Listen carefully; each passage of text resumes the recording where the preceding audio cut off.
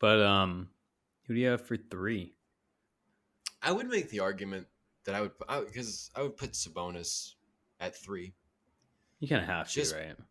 yeah, I mean, and he's had like 2 double doubles in a row, and it's like okay, just a double double. But I mean, he had for all the for basically the fact that he kind of and we'll get into this in a little bit, but to the kind of the fact that he was a little bit of a liability in having to do the 1 through 5 switching that we were talking about, and that the Kings were talking about after the game.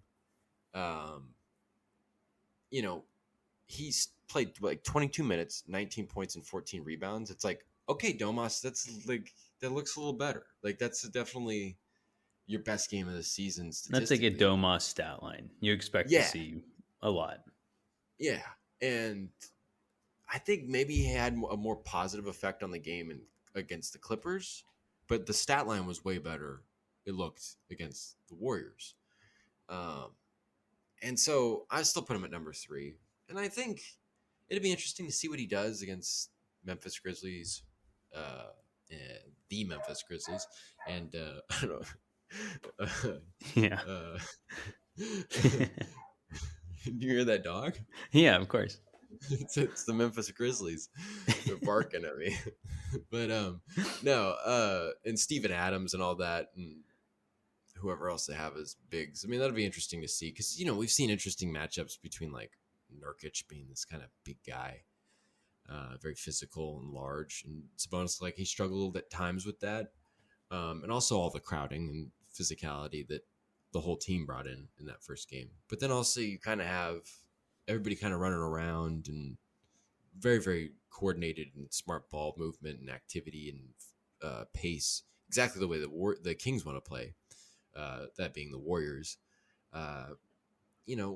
There's just certain moments where he hasn't looked great, but again, I just think it'll come down to matchups and whatnot, and him getting a little more comfortable, in getting the right amount of spacing, and I think getting Akpala off the floor. Honestly, it was funny because before the game, I think it was before one of the games of the back-to-back, Mike Brown was talking about it's just like we just need. I think he was emphasizing spacing, and I was thinking to myself, I'm just like, well, why do you have Akpala on the floor? Yeah.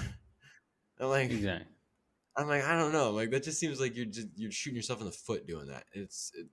I think the game against the Warriors really proved it when he got pulled out like 3.5 minutes into the game. He just doesn't have that positive effect that you need from him. I think he'd be the perfect type of guy that you have up your sleeve, and it's just like some guy's going off, and you need to put somebody on him, and it's like the third quarter. Like we need to come out at halftime and put a different body on this guy that might be able to lock him down. Then you have Akpala. It's a great option for that. Yeah. And I don't know. We're talking about Sabonis here, and I think you can make the argument that like the progression, you can foresee progression from Sabonis, and he's a 2-time All-Star. He's in that he's in his prime at like 26 years old, and you just expect him in these next few games to really start looking like himself, and hopefully this team as a result will look kind of a little bit more like we imagined. But I think he's still the third, right? He's still the third best player on this team. I mean, he's got to be the third, just, not solely, but, a big reason because of who he is. And he is still Domantas Sabonis at 26 years old, right? I mean, that speaks a lot of what he's already accomplished in his young career. And yeah, he had a couple, better stat line games against the Warriors and Clippers after, not starting off the season too hot against Portland. I mean, he had posted a negative 25 plus minus against Golden State. And didn't play the last like 17 minutes or something. He was in there for the 50-point quarter, and he was not in there for the comeback, the mini comeback, the almost comeback. Which hopefully isn't. I don't know. I don't want to. I just think Sabonis. He struggles on those more athletic players, more athletic bigs than him, like the small ball guys, and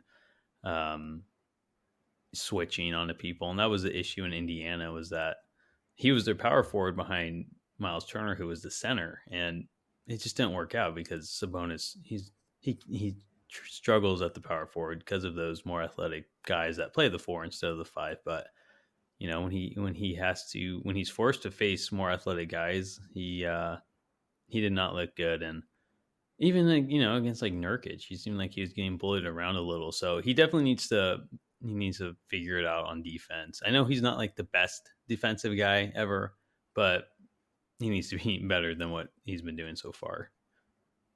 Yeah, he looks a little indecisive at times too.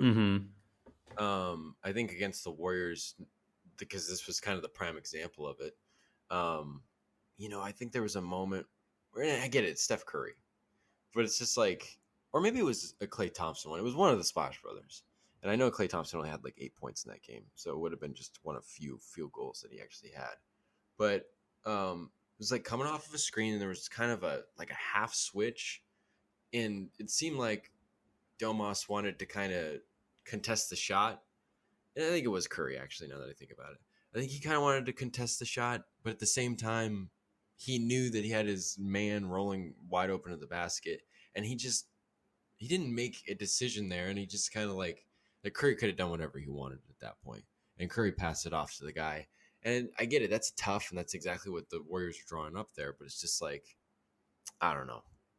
There was the indecisiveness that I'm pointing out there, and also I mean I wouldn't worry too much because I still think the team needs to get better on a string, and I think they made improvements throughout the game, and they've made improvements with each game for the most part. I mean, they looked really bad defensively in the first half of that game of the Warriors, but I think guys like Malik Monk and Terrence Davis, they are like they're contesting shots in the paint. Like there's a few instances where they have like deflections or blocks even on backside help. And so like I think it's just getting down to that a little bit more, rotating, which I think again, I don't know if Akpala was always necessarily very good at that, but I think you give credit where credit is due to Monk and Davis and maybe some other guys that I'm not thinking of off the top of my head, but you get a little bit more of that, and that'll really help Domas. And I think it's like I said, you could foresee the progression, him getting better. Mm-hmm. And you expect it to. You don't expect him to, play, I guess, even that poorly on defense all season long. Or, I mean, the stat line looked a lot better against Golden State. But, like you said, like the stat line looked better, but he was a little more effective as a player against the Clippers, even though the numbers didn't look as good. But you just expect him. And a guy, with his talent and, he wants to win too, and he gets it. So you'll expect him to improve, and it's hard to throw him below the third best player on the team. And I think like I said, he'll at least climb up to number 2, unless Murray just, or Metu just, goes off too. But yeah, no, you definitely want Domas at 1 or at least close to 1. Yeah, exactly. And if Fox is, giving Sabonis a run for his money for number 1, and Sabonis having a good year, then I mean that's when you're looking, I think, seriously at playoffs and a couple all-stars. But